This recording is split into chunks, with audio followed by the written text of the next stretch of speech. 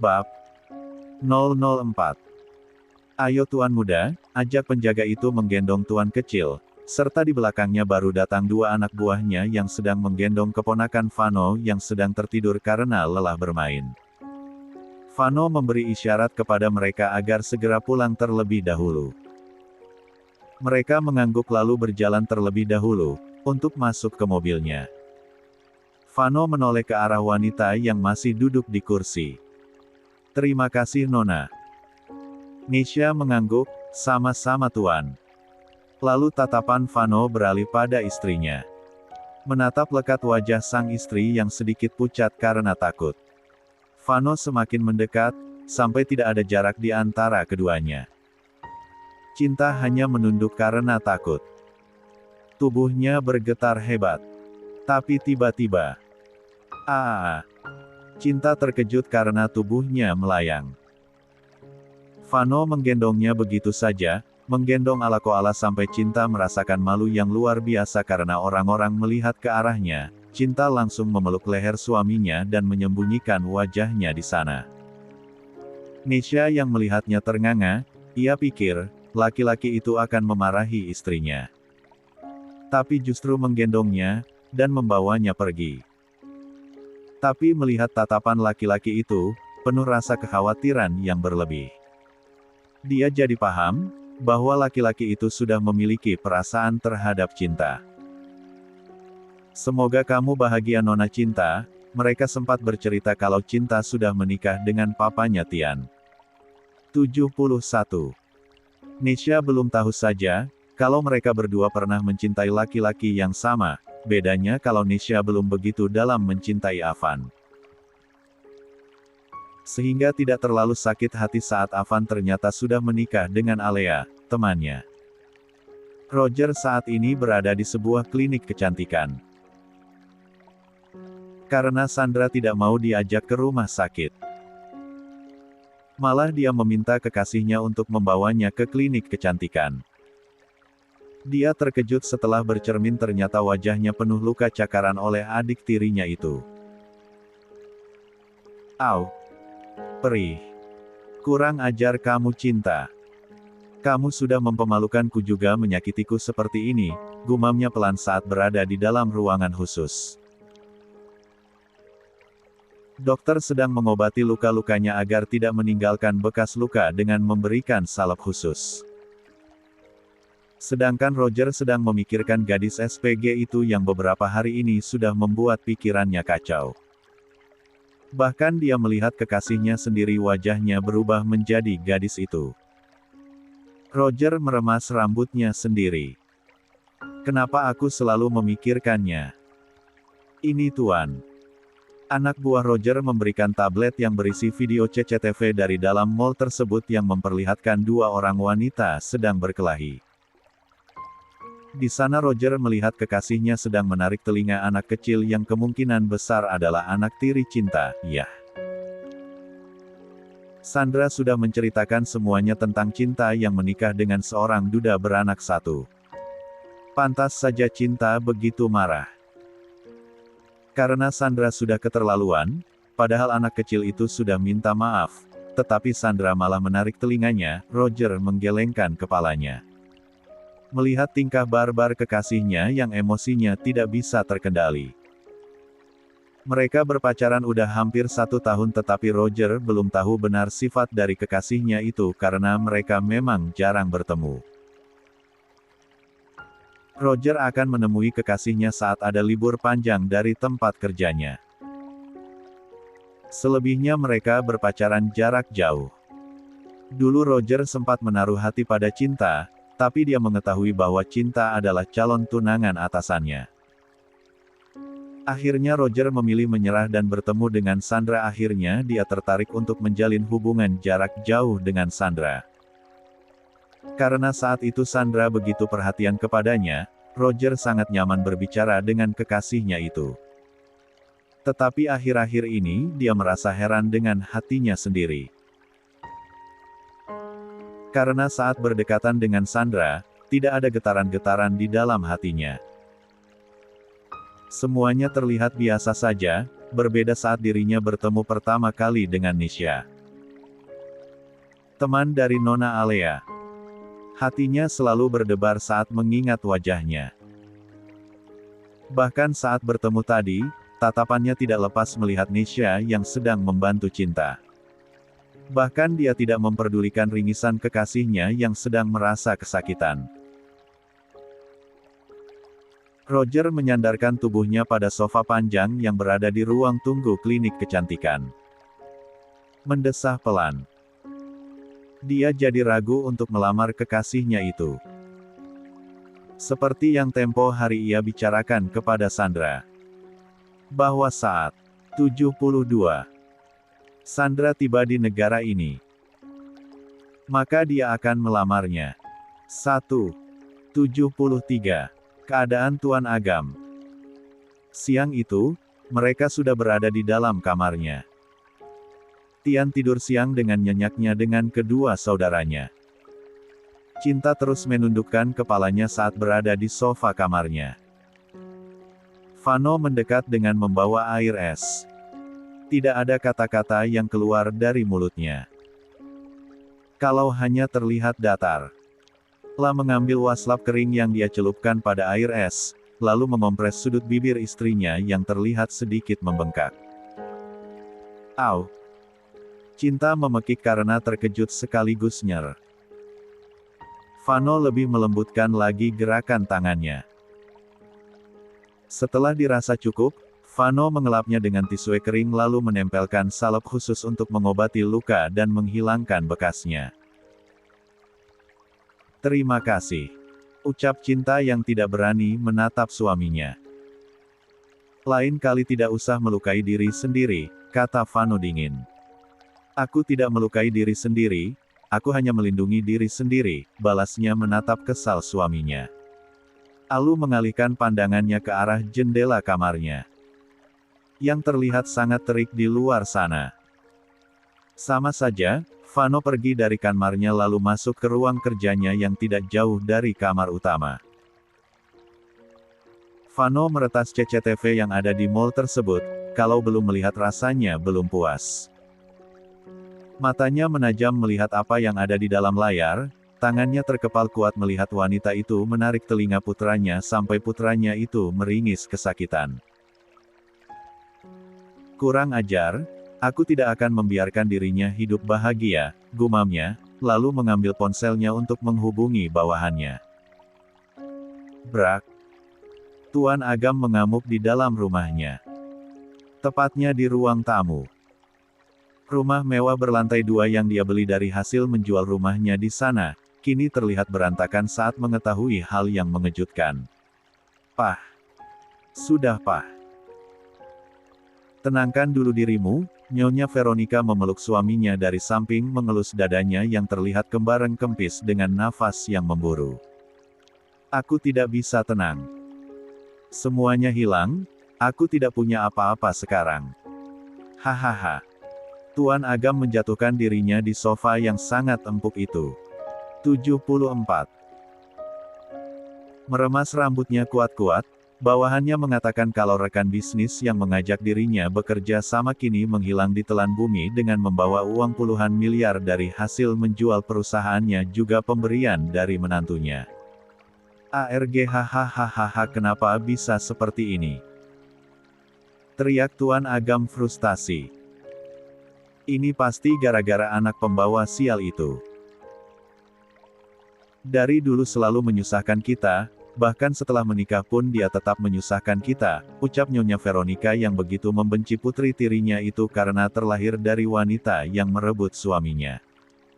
Kini tidak ada alasan untuk dirinya berpura-pura baik pada suaminya. Toh saat ini suaminya sudah miskin tidak punya apa-apa. Tuan Agam menatap tajam istrinya, yang suka sekali menyalahkan putrinya dari dulu. Cinta tidak ada hubungannya dengan ini mah. Justru karena saranmu untuk berinvestasi pada orang itu. Semuanya jadi begini. Padahal, saat itu aku ragu. Tapi kau selalu memaksaku, balas Tuan Agam menatap dingin istrinya. Kenapa papa malah menyalahkan aku? Bukankah papa sendiri yang mengiyakan, ucap Nyonya Veronica yang tidak terima suaminya itu menyalahkan dirinya, padahal jelas-jelas suaminya juga sudah setuju. Semua salahmu. Semenjak kau jadi istriku satu-satunya, perusahaanku selalu menurun, akibat mengikuti gaya hidupmu yang terlalu tinggi, teriak Tuan Agam yang menggema di ruang tamu yang lumayan luas itu. Hahaha. Kalau iya kenapa? Dua, aku akan pergi dari sini. Aku tidak mau hidup bersama laki-laki miskin sepertimu, ucap Nyonya Veronica tersenyum sinis. Kesabarannya sudah habis, akhir-akhir ini dirinya sudah mencoba hidup hemat karena perusahaan suaminya semakin menurun. Tapi suaminya malah menyalahkan dirinya, buat apa mempertahankan suami yang tidak mempunyai apa-apa sekarang, calon menantunya sangat kaya raya, bisa memberi segalanya. Adi dirinya tidak perlu takut hidup miskin. Plak. Tuan Agam menamparkan wajah istrinya itu, dia tidak menyangka istri yang selama ini lemah lembut berani berbicara lantang di depannya. Nyonya Veronica memegangi pipinya yang terasa perih. Lalu tersenyum mengangguk. Selama kita menikah, baru kali ini kau memukul kuku Agam. Aku benci kamu. Aku sangat membencimu. Ucapnya pelan namun dingin, Nyonya Veronica berlari ke atas untuk mengemasi barang-barangnya dan akan tinggal di apartemen putrinya. Tuan Agam meraup wajahnya sendiri, dirinya begitu frustasi sekarang. Istri yang selama ini dia cintai sepenuh hati, tapi tidak bisa mendukung dirinya saat terpuruk. Bahkan akan membiarkan dirinya tinggal seorang diri. Aku langsung pulang ya, masih ada urusan. Kata Roger datar. Tapi aku masih kangen Hani. Ucapnya manja, Sandra memeluk lengan kekasihnya, yang akan meninggalkan dirinya seorang diri di apartemen pemberian kekasihnya itu. 75. Bagaimana? Kelanjutannya, apakah aku sudah boleh bekerja menjadi sekretaris di perusahaan Tuan Avan? Tanya Sandra lembut. Maafkan aku, saat ini, posisi itu masih ada yang menerempati.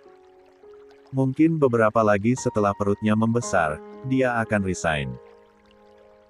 Sekretaris Avan memang saat ini sedang hamil jadi akan mengundurkan diri saat perutnya sudah membesar dan akan fokus mengurus anak.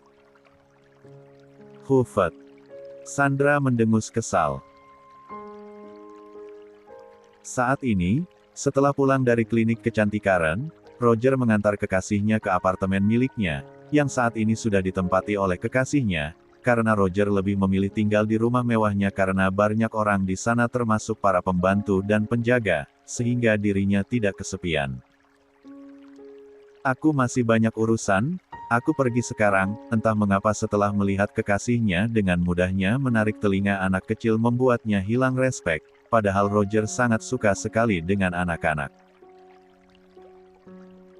Dia ingin memiliki istri yang penyayang dengan anak kecil, tetapi melihat perbuatan kekasihnya membuat dirinya bergejolak. Sandra tidak hilang akal, dia langsung duduk di pangkuan kekasihnya, mengalungkan tangannya pada leher sang kekasih. Hani, bagaimana kalau kita bersenang-senang saja di sini, semenjak kita berpacaran, kita belum pernah melakukan hal yang lebih, ucap Sandra manja. Roger memalingkan wajahnya saat kekasihnya itu akan mencium dirinya. Turun Sandra. Ucapnya dengan tajam. Suaranya terdengar sangat dingin di telinga Sandra. Kenapa Hani? Bukankah sebagai laki-laki dewasa, kamu juga membutuhkan belayan, sama sepertiku yang ingin dibelai, ucap Sandra mengelus rahang kekasihnya. Menunggu tanpa kepastian rasanya tidak enak, lebih baik Sandra mencoba cara instan, agar Roger segera menikahinya. Dengan kasar Roger memindahkan kekasihnya ke sofa di sampingnya. Lalu berdiri meninggalkan kekasihnya yang berteriak-teriak tidak mau ditinggal. Hani, jangan pergi, teriaknya. Tapi Roger tetap pergi. Sandra sangat kesal mendapat penolakan dari kekasihnya itu. Dirinya ingin bekerja di perusahaan kekasihnya, tetapi Roger tidak memperbolehkannya. Entah apa maksudnya, padahal waktu dirinya belum ke sini. Roger akan menjadikan dirinya seorang sekretaris di perusahaan milik atasannya. Dan lagi, Sandra ingin dibelai tapi Roger juga menolaknya. Hiks. Kau berubah Honey, lirihnya. Duduk di lantai depan pintu. Ting tong. Pintu apartemen berbunyi. 76. Kabar duka. Drur. Dering ponsel Cinta berbunyi. Cinta yang sedang tidur siang terganggu karena dering ponselnya yang tidak mau berhenti. Akhirnya dia mencoba untuk membuka matanya lalu meraih ponsel yang ada di atas meja nakas dengan lemas. Halo. Jawabnya dengan malas. Cinta tidak tahu siapa orang yang menelponnya karena dia tidak melihat siapa nama pemanggilnya yang ternyata hanya nomor saja. Sedetik kemudian. Apa? Ponselnya langsung jatuh, tapi tidak ke lantai, melainkan jatuh ke ranjang empuknya, karena saat ini Cinta masih berada atas di ranjang. Papa.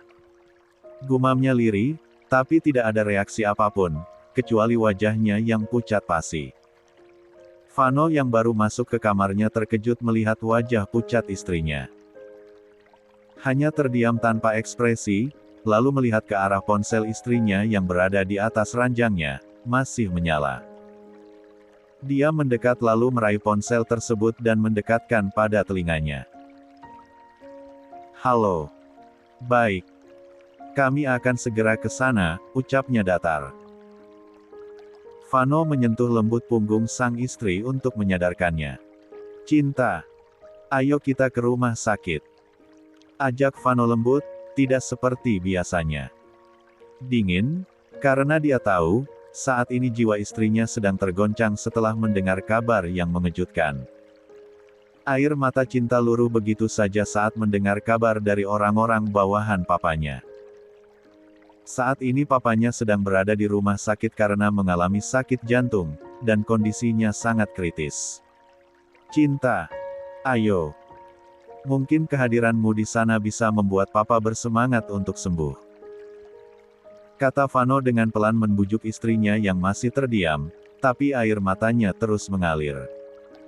Cinta menghapus air matanya lalu berjalan cepat ke kamar mandi untuk mencuci wajahnya.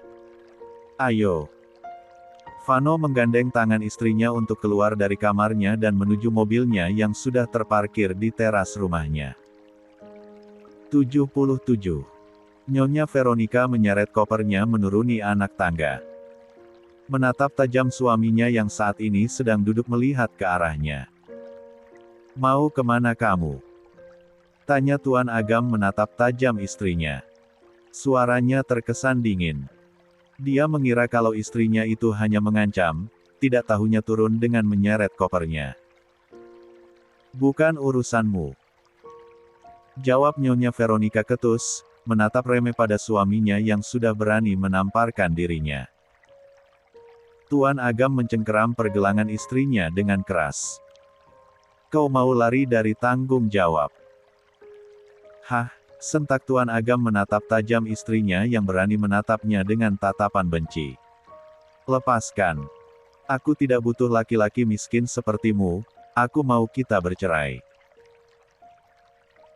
Ucapnya lantang, menyentak tangan suaminya yang mencengkeram pergelangan tangannya sampai terasa sakit, membuat darah Tuan Agam semakin mendidih saja. Kurang ajar. Plak. Plak. Tuan Agam menamparkan bolak-balik wajah istrinya. Aku tidak menyangka. Kau sangat kejam Agam hiks, teriak Nyonya Veronica menggema dia memegang kedua pipinya yang terasa panas akibat tamparan keras suaminya. Tuan Agam menatap telapak tangannya sendiri, yang lagi-lagi kelepasan menamparkan istrinya. Aku pergi, ucapnya dingin. Nyonya Veronica menyeret kopenya keluar rumah yang saat ini pintunya masih terbuka. Brak. Nyonya Veronica membanting pintunya dengan keras saat menutup pintu. Membuat Tuan Agam terkejut lalu menegangi dadanya yang terasa sangat sakit. Areh. Tubuhnya luruh ke lantai karena rasa sakit di jantungnya yang menjalar. Pembantu dan penjaga rumah yang sedari tadi mengintip majikannya bertengkar langsung mendekat ke arah Tuan Agam. "Tuan," ucapnya dengan cemas. "Ayo ke rumah sakit." Sang penjaga rumah langsung membawa Tuan Agam ke rumah sakit, sedangkan Nyonya Veronica entah sudah kemana perginya. 78. Saat ini Tuan Agam sudah berada di ruang ICU. Derap langkah kaki terdengar begitu menggema di lorong rumah sakit. Yang terlihat sepi itu terasa sangat dingin dan hening, tidak ada suara apapun di lorong itu. Karena di ruang ICU itu harus benar-benar tenang. Sehingga suasananya sepi dan mencekam. Vano terus menggenggam tangan istrinya dengan erat untuk memberikan kekuatan. Sampai akhirnya mereka sampai di depan ruang ICU. Dokter keluar. Dengan wajah terlihat sangat lelah. Cinta langsung mendekat ke arah dokter paruh baya itu. "Bagaimana keadaan papa saya, Dok?" tanya Cinta dengan wajah penuh kecemasan. "Apa Anda Nona Cinta?" Bukannya menjawab sang dokter malah bertanya. "Iya Dok," jawab Cinta. Ia mengerutkan keningnya melihat wajah bingung sang dokter. "Lebih baik Anda masuk sekarang, kondisinya sangat kritis. Pasien dari tadi menyebut nama Anda dengan lirih," ucapnya pelan, membuat Cinta langsung mengangguk. Tanpa berganti pakaian steril Cinta langsung masuk, karena dokter sudah menduga, umur pasien tidak lama lagi, karena setelah diperiksa secara keseluruhan, ternyata, Tuan Agam memiliki penyakit jantung yang sudah kronis. Dan selama ini hidup dengan bantuan obat-obatan, tidak ada yang tahu selain asisten pribadinya di negara sebelah, yang sekarang sudah putus hubungan, karena asistennya itu yang membeli perusahaannya. Sehingga saat pindah sini, Tuan Agam tidak ada yang memperhatikannya. "Papa." Cinta langsung mendekat ke arah papanya, tubuhnya bergetar. Air matanya luruh melihat keadaan papanya yang sangat memprihatinkan. Dokter dan petugas medis lainnya berada di sekelilingnya. Keadaannya benar-benar sangat kritis, sehingga dokter angkat tangan, karena tidak bisa berbuat apa-apa. Apalagi Tuan Agam Keke tidak ingin dilakukan penanganan lebih lanjut. "Papa." Hiks, buka matamu Pak. Cinta sudah ada di sini." Cinta memeluk papanya yang terbujur lemas di ranjang pasien, serta banyak selang yang menempel di tubuhnya. Tak berapa lama, Tuan Agam membuka matanya, air matanya luruh dari sudut matanya ke samping pipinya. "Cinta. Maafkan, Papa." Ucapnya dengan terbata, menahan sakit yang teramat sangat yang semakin menjalar ke seluruh tubuhnya. Cinta mengangguk, tidak bisa mengeluarkan kata-katanya setelah mendengar ucapan papanya yang membuat hatinya sakit. "Dek." Tuan Agam langsung memejamkan matanya kembali. "Iya. Cinta sudah memaafkan Papa, hiks. Sekarang Papa cepat sembuh ya. Cinta akan merawat Papa sampai Papa sembuh. Hiks. Ayo Papa harus kuat. Papa harus sembuh. Ada Cinta di sini." Papa buka. 79. Mata nyalak. Grafik di monitor berubah menjadi lurus. "Innalillahi wa inna ilaihi rojiun," ucap sang dokter pelan, setelah melihat monitor berbunyi nyaring. "Pasien sudah meninggal. Tidaaak. Papa." Vano langsung menangkap istrinya yang tidak sadarkan diri. Dokter langsung memeriksa keadaan Tuan Agam yang ternyata benar, sudah tidak ada, akhirnya alat-alat yang masih menempel pada tubuhnya. Kini perlahan dilepas satu persatu. Ceklek. Mama. Ucap Sandra dengan terkejut. Pasalnya mamanya tiba-tiba datang membawa koper. Nyonya Veronica langsung masuk begitu saja, lalu menjatuhkan bokongnya ke sofa empuk yang ada di ruangan cukup luas itu. Ada apa, Mah? Kenapa Mama kesini bawa koper? Tanya Sandra yang sedang menahan kekesalannya setelah kepergian kekasihnya. 80. Pemakaman. Kenapa Mama kesini? Tanya Sandra dengan wajah polosnya. Pasalnya mamanya datang tidak memberikan kabar terlebih dahulu. Juga membawa koper yang lumayan besar. Tak sengaja Sandra melihat sudut bibir mamanya yang sedikit robek, terdapat sedikit darah yang sudah mengering di sana. Nyonya Veronica menyerobot masuk, membantingnya Bo asterisnya di sofa empuk di dalam apartemen Roger. Dia mengedarkan pandangannya melihat suasana apartemen yang begitu mewah juga sangat elegan. Lalu matanya tertuju pada wajah Sandra. Itu. Kenapa wajahmu jelek begitu? Bukannya menjawab, Nyonya Veronica malah bertanya. Hufet. Sandra menghela nafasnya kasar karena mengingat masalah tadi saat di mall. Ini semua perbuatan cinta. Jawabnya sambil mengambil bantal sofa lalu dipeluknya. Kurang ajar sekali dia. Berani sekali dia membuatmu seperti ini, geram Nyonya Veronica menyentuh wajah Sandra. Kita harus buat perhitungan dengannya, ucapnya. Yang diangguki oleh Sandra. Terus kenapa Mama bisa kesini? Dan itu kenapa wajah Mama sedikit bengkak? Tanya Sandra penasaran. Sebenarnya Mama sama Papa abis bertengkar hebat, papamu sekarang bangkrut. Ditipu habis-habisan oleh investor bodong, habis semua harta kita. Mama tinggalin saja papamu, karena dia sudah berlaku kasar pada Mama, ini hasil perbuatan si Agam lihat. Nyonya Veronica mendekatkan wajahnya. Sandra mengangguk.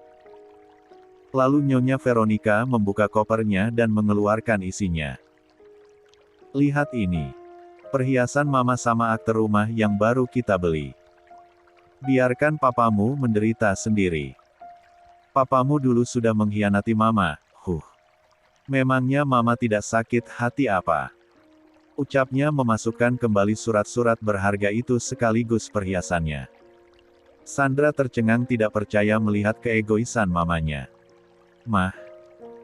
Tapi kasihan papa Mah, kenapa Mama tega sekali? Memangnya Mama sudah tidak mencintai papa? Tanya Sandra dengan wajah sendunya, dia tidak percaya, mamanya setega itu pada papa kandungnya.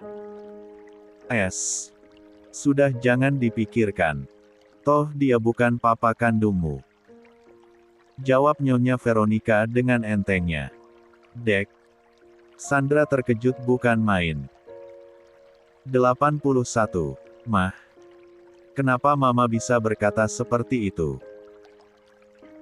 Tentu saja Papa Agam adalah papa kandungku, dia sangat menyayangiku melebihi cinta. Sentaknya tidak terima, mamanya berbicara seperti itu. Nyonya Veronica tertawa sinis. Kamu bodoh sekali Sandra. Kalau dia papa kandungmu mana mungkin Mama tega meninggalkannya. Maksud Mama. Sandra menggelengkan kepalanya, dia merasa sangat pusing dengan kejadian hari ini, apalagi mengetahui fakta yang sebenarnya. Hahaha. Kau bodoh.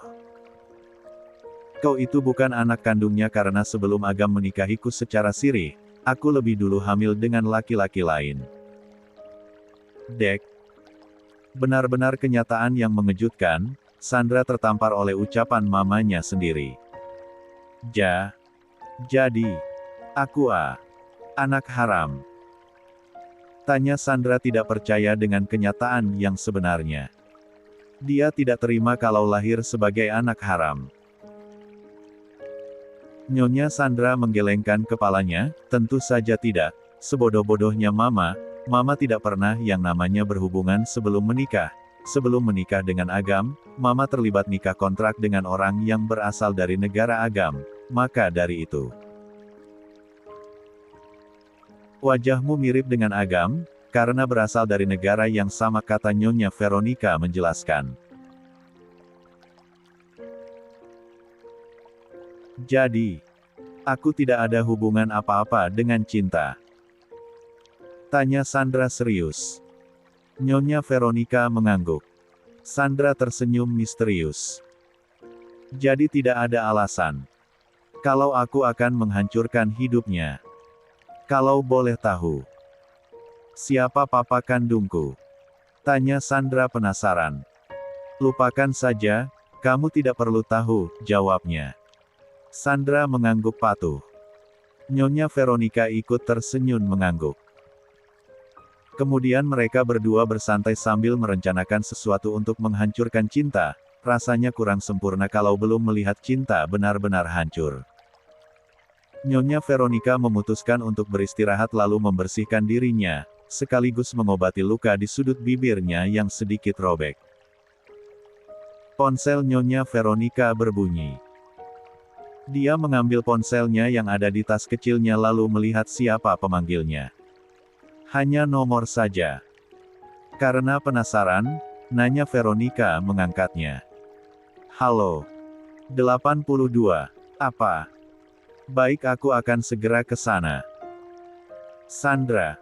Teriaknya menggema. Sandra segera berlari dan mendekat ke arah mamanya. Ada apa, Mah? Teriak-teriak. Si Agam meninggal. Ayo cepat kita ke sana, sebentar lagi akan dimakamkan, ucap Nyonya Veronica. Iya, Mah. Sandra cepat-cepat mengganti pakaiannya dengan pakaian warna hitam. Hatinya sedikit nyeri, karena bagaimanapun juga selama ini dia sangat menyayangi papanya itu yang ia kira adalah papa kandungnya sendiri, tapi ternyata takdir berkata lain. Dia bukanlah papa kandungnya. Mereka menaiki taksi yang memang sudah banyak yang terparkir di depan apartemennya. Mah, kok jauh sih, tempat makamnya? Bukankah di dekat rumah kita juga ada pemakaman umum? Tanya Sandra penasaran karena mereka berkendara menjauhi pusat kota. Mama juga tidak tahu, yang Mama tahu, pemakaman itu hanya untuk orang-orang elit.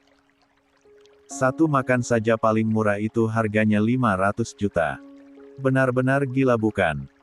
Sandra merasa terkejut. Memang ada pemakaman seperti itu ya, Mah? Tanya Sandra dengan bodohnya. Tentu saja ada. Yang harganya miliaran juga ada. Bodoh sekali orang-orang yang membawa si Agam ke sana, sayang sekali uang sebanyak itu hanya untuk sebuah makam. Balasnya menggelengkan kepalanya tak habis pikir dengan orang-orang kaya itu. Sebenarnya rasa cinta Nyonya Veronica pada Tuan Agam sudah hilang saat suaminya itu menikah dengan wanita lain bahkan sampai menghamilinya, hanya karena harta Tuan Agam saja Nyonya Veronica bertahan.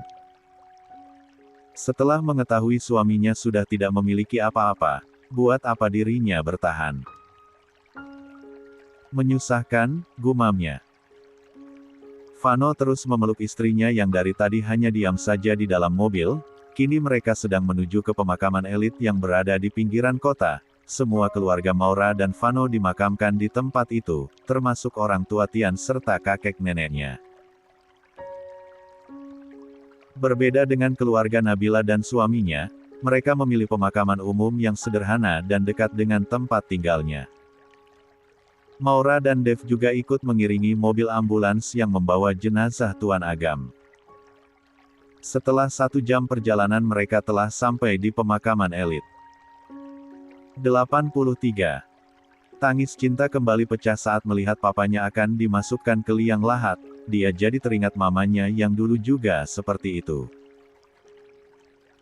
Cinta meronta-ronta, bagaimanapun juga, Cinta sangat menyayangi Papa Nia, biarpun papanya selalu pilih kasih, tapi Cinta sangat menyayanginya. Papa, jangan tinggalin Cinta. Hiks hiks hiks. Agam dan Dev ikut turun untuk membantu memindahkan jenazah ke liang lahat. Maura mendekat dan mengusap bahu Cinta yang bergetar. Ikhlaskan papamu Cinta, kalau kamu benar-benar menyayanginya, maka relakan papamu, doakan agar papamu diterima di sisinya. Bujuk Maura lembut sambil memeluk Cinta. Kuatkan hatimu. Kita hanya menunggu giliran untuk ikut menyusulnya, ucap Maura pelan. Cinta mengangguk, lalu menghapus air matanya, sayangnya air matanya tidak kunjung berhenti. 84. Pemakaman 2. Kini Cinta mulai tenang dan melihat semua prosesi pemakaman yang sangat cepat itu. Setelah mereka semua akan kembali, Sandra dan Nyonya Veronica datang dan berlari langsung menubrukkan diri di gundukan tanah yang masih basah itu. Papa! Hiks hiks hiks, tangis Nyonya Veronica pecah. Begitupun dengan Sandra yang menangis memeluk batu nisan yang bernama Agam itu. Kenapa Papa ninggalin kami, Pak? Hiks, Mama tidak marah sama Papa karena saat ini Papa sudah tidak punya apa-apa. Hiks. Dek. Maksud Mama apa? Gumam Cinta dalam hati bertanya-tanya. Papa tega. Biarin Sandra sendiri. Hiks hiks hiks. Sandra sangat menyayangi Papa, ucapnya menangis terseduh-seduh sambil memeluk batu nisannya. Kalau untuk Nyonya Veronica itu hanyalah pura-pura, sementara Sandra sebenarnya hatinya terasa nyeri saat ditinggal Tuan Agam, dari lubuk hatinya yang terdalam dia sangat sedih, bagaimanapun juga, Tuan Agam sangat menyayangi dirinya, begitupun juga dirinya yang begitu menyayangi Tuan Agam.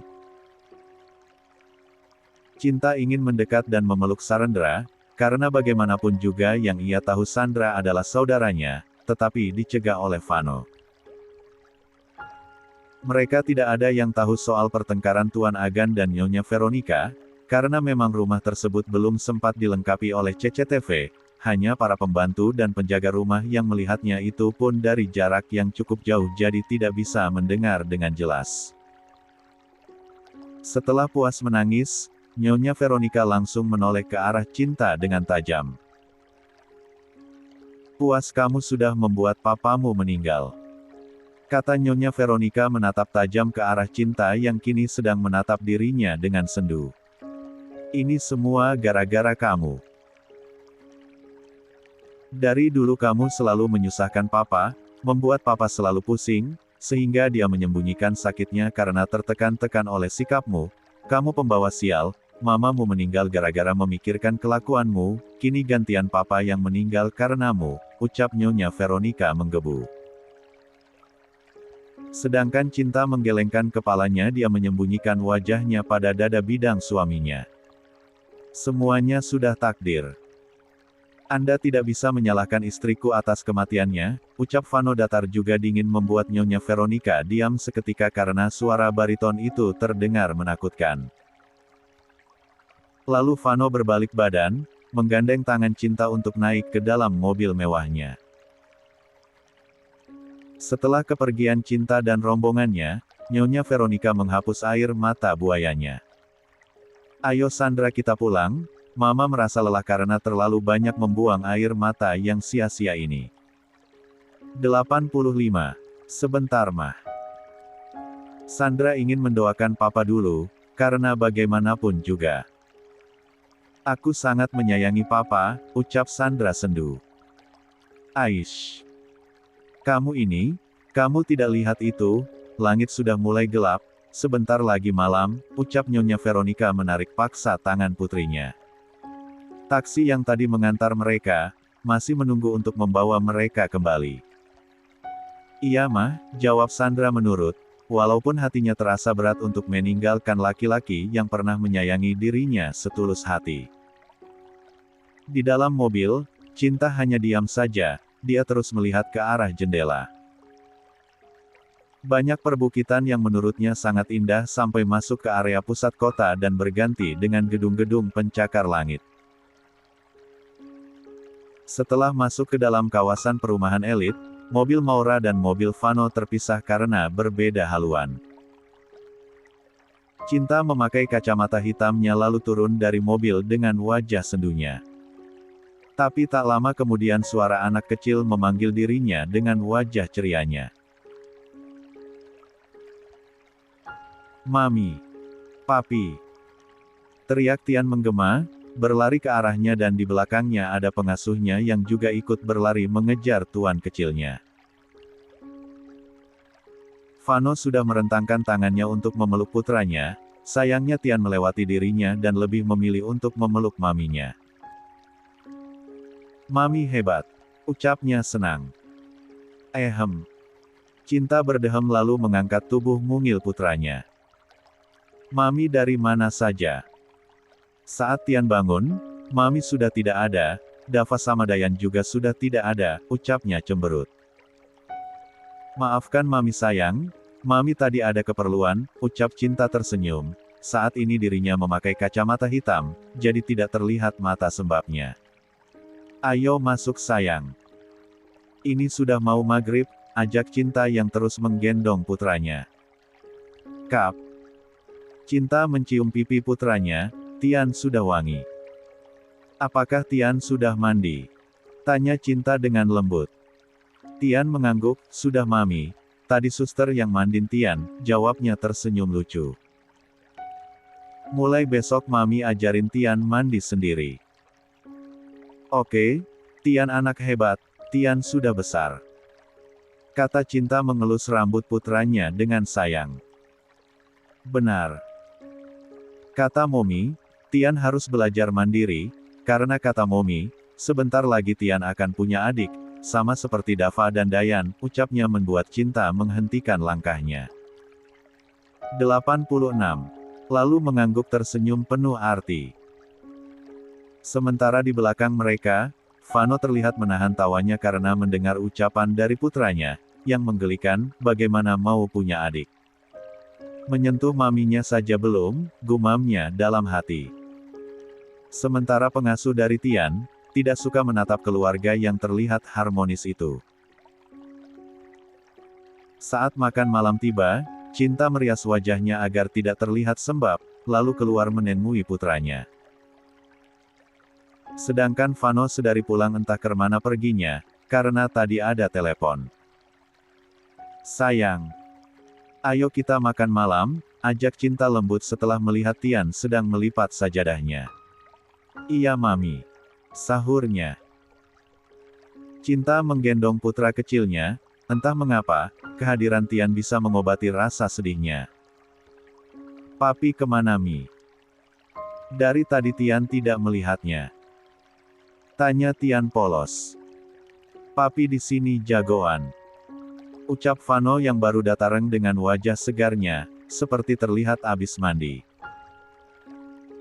Mereka makan malam dengan penuh kehangatan, celotehan-celotehan yang keluar dari bibir mungil Tian memberikan warna tersendiri bagi mereka, pasangan suami istri baru yang masih terlihat asing itu. Setelah selesai, mereka berkumpul di ruang keluarga, sesekali bercanda sampai terlihat mata Tian yang sudah memerah, serta beberapa kali menguap. Tian ngantuk, tapi mau ditemenin sama Mami Papi dulu. "Boleh?" tanya Tian dengan wajah polosnya, terlihat sangat menggemaskan. Mereka berdua mengangguk, lalu Vano mengangkat tubuh mungil itu dengan mudah. Masuk ke dalam kamar Tian yang bernuansa putih biru, tak lupa mengajaknya untuk menggosok gigi. Cinta sudah menunggunya di ranjang kecil dengan bentuk sebuah mobil berwarna biru, warna kesukaan Tian. Terlihat nyaman dan terasa sejuk. Tian tidur di tengah-tengah sedangkan di sisi kanan dan kirinya ada Cinta juga Vano. Terlihat sangat sempit, kaki Vano tidak bisa lurus. Tapi Tian sangat menikmatinya. Seperti biasa, sebelum tidur, Vano selalu membacakan surat-surat pendek, untuk itu di usia Tian yang baru 5 tahun sudah hafal surat-surat pendek. Suara Vano sangat merdu, membuat Cinta terlena sehingga dia pun ikut tertidur seperti Tian. Setelah semuanya tertidur, Vano mengangkat tubuh istrinya untuk dipindahkan ke kamar utama. 87. Kedatangan Veronica. Pagi harinya, Cinta bangun dengan penuh semangat. Sedih iya, tapi hidup terus berjalan, tidak mungkin selamanya terpuruk. Dia sudah berkutat di dapur dibantu Big Nelly dan yang lainnya. Sedangkan Varno sedang berolahraga berlari-lari mengelilingi kediamannya yang sangat besar. "Mam," ucap Tian yang baru turun dalam keadaan sudah rapi, tapi tidak memakai pakaian sekolah, melainkan pakaian santai. "Loh, Tian gak mau ke sekolah?" tanya Cinta heran, padahal ini hari Senin. Tian menggelengkan kepalanya. "Tian sekolah kalau hari Selasa, Rabu, Kamis saja, kadang-kadang hari Sabtu juga masuk untuk belajar di luar sekolah." Cinta baru tahu ada sekolah yang seperti itu, biasanya setiap hari masuk kecuali hari Sabtu dan Minggu. "Kalau begitu, hari ini kita main saja berdua, bagaimana kalau berkebun?" Cinta memberikan ide untuk mengisi hari libur putranya, dirinya juga tidak memiliki kegiatan apapun di sini. "Iya. Tian mau," jawabnya senang. Tak lama kemudian Vano datang dengan setelan kerjanya. "Selamat pagi Papi," ucap Tian berseri-seri. "Apa Tian mau ikut ke kantor?" tanya Vano lembut, karena biasanya kalau libur, Tian selalu ikut. Tian suka menjahili para wanita yang mau mendekati papinya, maka dari itu di luar sana Tian terkenal nakal, tapi Vano tidak masalah, justru itu bagus, agar tidak ada yang sembarangan untuk mendekati putranya. Tian menggeleng, "Tian mau belajar berkebun sama Mami," ucapnya senang. Vano menatap istrinya, "Benarkah?" Cinta mengangguk, "Iya. Aku tidak punya kegiatan di sini. Aku tidak punya keahlian apapun, tapi kalau berkebun aku suka. Aku suka bunga," balasnya. "Kalau begitu aku akan datangkan bibit bunga sesuai keinginanmu," kata Vano bersemangat tapi dia menutupi dengan wajah datarnya. "Terima kasih. Maaf merepotkan," ucap Cinta dalam hati senang. Dulu dirinya juga suka berkebun saat di rumahnya, tapi setiap bunga-bunganya baru tumbuh, selalu dirusak oleh mama tirinya. Padahal Cinta selalu merawatnya setiap hari, pagi, sore, selalu disiram agar tanamannya cepat tumbuh. Begitu seterusnya, sampai Cinta lelah, dan tidak melakukan hal itu lagi. "Tidak masalah. Kalau begitu, mari kita sarapan," ajaknya lembut. Mereka makan dalam diam. Tian sudah bisa makan sendiri meski masih sedikit berantakan tapi tidak masalah, namanya juga baru belajar. "Papi, kapan-kapan ajak Mami ke kantor ya," ucapnya dengan wajah berbina. 88. Vano hanya tersenyum mengangguk. "Kalau begitu Papi berangkat dulu." Pamit Vano menciut pipi sang putra. Kini mereka sudah berada di teras. Mengantar Ano berangkat kerja. "Papi kok gak cium Mami juga?" "Dedi mau berangkat kerja pasti cium Momi," celetuk Tian yang membuat wajah Cinta memerah. Vano menatap dalam Cinta lalu mendekat, dan mencium kening istrinya sekilas. Terlihat wajah cantik yang semakin merona juga menegang, apalagi di sana bukan hanya mereka bertiga saja, tetapi ada sopir, penjaga rumah dan pembantu yang sedang bekerja di luar rumah melihatnya, mereka ikut memalingkan wajahnya karena malu. "Kalau begitu Papi, berangkat dulu." "Assalamualaikum," ucapnya. "Waalaikumsalam. Hati-hati Papi," jawab Tian juga Cinta. Baru dicium seperti itu saja sudah tegang. Lagaknya mau memperkosa, gumam Vano dalam hati terkekeh. Dari dalam mobil, dia masih melihat wajah istrinya yang masih memerah. Setelah kepergian Vano, Cinta pamit sebentar pada Tian. Tian, Mami mau masuk ke dalam dulu ya. Mami mau berganti pakaian, tidak mungkin kan kita berkebun dengan Mami memakai dress seperti ini. Sangat tidak cocok, ucapnya tersenyum. Iya Mami. Tian turenggu di sini sama suster, balas Tian penuh semangat. Karena dia akan bermain kotor-kotoran. Sementara dari tadi pengasuh menatap sinis Cinta, baru beberapa hari di sini saja sudah mulai mengambil hati tuan muda. Tak lama kemudian, Nyonya Veronica datang seorang diri, dengan memakai taksi. Dia turun di depan pintu gerbang utama setelah melihat, Vano benar-benar sudah pergi meninggalkan pelataran rumahnya. Permisi, ucapnya ramah.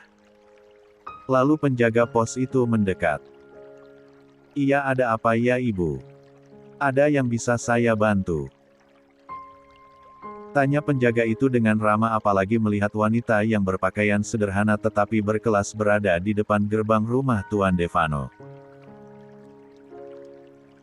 Kebetulan saya adalah mamanya Cinta, saya ingin memberi kejutan kepada putriku, karena hari ini dia ulang tahun, jawab Nyonya Veronica dengan ramah.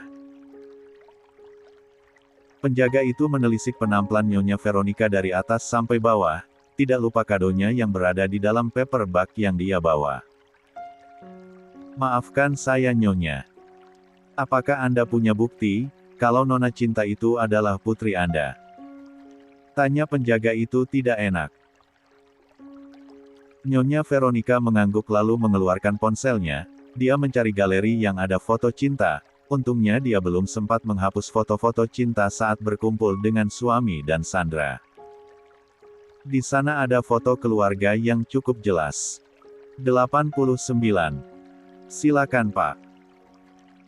Nyonya Veronica menyerahkan ponselnya, agar penjaga rumah itu bisa melihat foto dirinya dan Cinta. Temannya yang lain ikut mendekat dan melihat foto-foto kebersamaan Nona Cinta dan keluarganya, bukan hanya satu saja tetapi ada beberapa foto di tempat yang berbeda. Benar Anda mamanya Nona Cinta? Kalau begitu silakan masuk, kebetulan Nona Cinta baru naik ke atas, sepertinya untuk berganti baju karena hari ini Nona Cinta dan Tuan Kecil akan berkebun. Baiklah kalau begitu terima kasih, ucap Nyonya Veronica dengan ramah. Ternyata mudah juga untuk mengelabui penjaga rumah ini, cukup hanya menampilkan wajah ranah mereka akan luluh gumamnya dalam hati. Lalu berjalan masuk setelah penjaga rumah itu membuka gerbangnya dan diantar oleh penjaga rumah tersebut untuk menemui Nona Cinta. Tapi sebelum masuk Nyonya Veronica melihat anak kecil yang sedang duduk di teras sambil memainkan rumput-rumput kecil. Kalian bisa tinggalkan aku di sini, aku akan menemui cucu tampanku itu, ucapnya ramah, tersenyum di dalam hati. Baik Nyonya, ucapnya ramah lalu pergi meninggalkan Nyonya Veronica seorang diri yang sedang berjalan mendekat ke arah Tuan Kecil. Permisi. Ucapnya sangat lembut dan membuat Tian menoleh. Iya. Siapa ya? Tanya Tian tak kalah ranah. Apakah benar ini rumah Cinta? Tanya Nyonya Veronica lembut lalu ikut duduk di samping Tian. Iya benar. Nenek siapa ya? Tanya Tian sopan. Nenek adalah mamanya Cinta. Ucapnya berbinar. Mami Cinta adalah mamiku. Ucapnya lembut. Wah. Kalau begitu, kamu adalah cucu nenek, ucapnya lembut lalu merentangkan tangannya. Jadi Tian punya nenek? Tanya Tian dengan raut wajah berbinar. Nyonya Veronica tersenyum mengangguk. Iya sayang. Ayo peluk nenek. Ucapnya lembut, lalu Tian berlari dan memeluk Nyonya Veronica dengan erat. Dia senang karena teman-teman di sekolahnya selalu menceritakan tentang neneknya yang suka berkunjung ke rumahnya. Hanya dia, Dava dan Dayan yang tidak punya nenek. 90. Berkebun. Lalu Nyonya mengurai pelukannya dan mengeluarkan kotak hadiah yang ia bawa. Sebenarnya itu bukan kado untuk cinta, melainkan sebuah mainan truk yang lumayan besar. Ia sengaja membelinya untuk anak tiri cinta, yang dia kira anaknya itu nakal. Ternyata setelah dia melihatnya, anak ia itu begitu baik juga santun. Sangat berbeda dengan rumor yang ada di luar sana. Ini sayang. Nenek bawa oleh-oleh untuk kamu. Siapa namamu tampan? Tanya Nyonya Veronica dengan lembut. Dan memang benar, putra dari Devano itu sangatlah tampan. Tian Nek. Ucapnya senang. Ia menerima kado tersebut dengan riang. Sebuah truk yang sangat bagus. Dia mengangkatnya, ternyata truk itu sangat ringan. Kebetulan Tian akan berkebun dengan Mami. Jadi truk ini bisa untuk membawa bibitnya, ucapnya tersenyum senang, wajahnya menunjukkan kebahagiaan, apalagi dirinya ternyata mempunyai nenek. Iya sayang. Bolehkah kalau nenek ikut berkebun? Karena nenek sendiri suka berkebun, ucapnya penuh permohonan. Tentu saja. Semakin banyak orang maka akan semakin seru, ucapnya senang. Tian sampai melompat-lompat kegirangan. Karena dia sangat bahagia sekarang. Sudah memiliki Mami yang cantik dan memiliki nenek juga. Tak lama kemudian Cinta keluar dengan menggunakan celana training dan kaos panjang berwarna putih, dengan rambut dikuncir kuda agar lebih praktis. Dia sangat terkejut karena melihat mantan mama tirinya datang, apalagi terlihat sangat akrab dengan Tian. Hai putri mama. Ucapnya lembut lalu mendekat ke arah Cinta dan memeluknya. Aku akan mengambil hati Tian, bisiknya tersenyum licik. Jangan campuri urusanku lagi, jawabnya tak kalah berbisik. Lalu mereka mengurai pelukannya. Nyonya Veronica masih menunjukkan senyum liciknya. Dia akan menjadikan Tian alat, untuk menghancurkan Cinta, sekarang dirinya sudah tidak punya apa-apa, juga hubungan Sandra dan Roger tidak jelas, jadi jalan satu-satunya adalah, suami Cinta yang kaya raya itu. Dan setelah dia melihatnya kemarin saat di pemakaman, sangat terlihat kalau Devano itu orang yang baik, dia bisa melihat saat Devano itu membela Cinta, juga sikapnya yang terlihat penuh perhatian. Benar-benar sangat berbeda dengan rumor yang ada di luar sana. Jadi, daripada Cinta yang mendapatkan Devano, mending dia berusaha untuk mendekatkan Devano dengan Sandra. Mami. Nenek sangat baik, nenek membawakan aku mainan. Nih lihat. Bagus kan? Ucap Tian, menunjukkan truk yang lumayan besar itu di tangannya yang saat ini sedang ia peluk. Bagus. Pelan-pelan, aku akan membuat Tian lebih menyayangiku daripada Cinta, gumamnya dalam hati. Iya sayang. Mainannya sangat bagus, jawab Cinta yang tidak mau menghancurkan mood putranya. Tian terlihat sangat bahagia sekali mendapatkan mainan baru, padahal di dalam rumah sudah sangat banyak sekali mainan Tian. 91. Ayo Mi. Kita ke taman samping. Dari tadi Tian lihat, sudah ada orang-orang yang bawa bibit bunga sangat banyak ke sana, ajak Tian berjalan terlebih dahulu sambil memeluk truknya. Berjalan dengan langkah kecilnya ke taman samping rumahnya yang terasa sedikit jauh. Bagaimana menurutmu? Aku sudah cocokkan menjadi seorang nenek. Tanya Nyonya Veronica melirik sinis pada anak tirinya yang sedang berjalan di sampingnya. Aku tidak akan membiarkanmu untuk mendekati putraku. Jawab Cinta sedikit was-was. Dia takut kalau mama tirinya ini melakukan sesuatu pada putranya. Kenapa? Tian sangat tampan juga baik, Aku mau menganggap Tian sebagai cucuku, bukankah itu sangat baik? Apalagi Tian sendiri berkata kalau dia sangat menginginkan seorang nenek seperti teman-teman sekolahnya. Kata Nyonya Eronika tersenyum mengejek kepada anak tirinya yang saat ini terlihat sekali wajah cemasnya.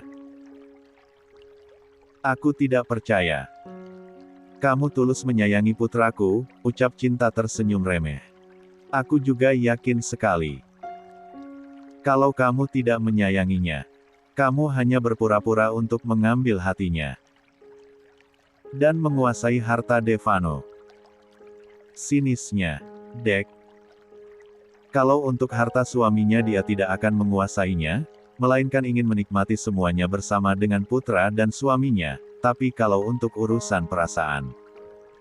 Dari awal memang dirinya sangat menyayangi Tian seperti putra kandungnya sendiri, gumamnya dalam hati. Melihat Cinta terdiam, dia semakin tersenyum remeh. Benarkah kataku? Sudahlah jangan munafik, aku tahu otak licikmu itu, ucapnya pelan, dan hanya Cinta saja yang bisa mendengarkan. Jaga bicaramu Nyonya Veronica. Itu tidak seperti yang Anda pikirkan, aku sangat menyayangi Tian seperti putraku sendiri. Aku tidak akan membiarkan kamu merebut perhatiannya dariku, sentaknya menatap tajam mantan mama tirinya itu. Mami. Nenek. Lihat. Tanahnya sudah kosong. Kita tinggal menanam saja bunganya, kata Tian penuh semangat, lalu meletakkan truknya, dan mengambil beberapa bibit bunga.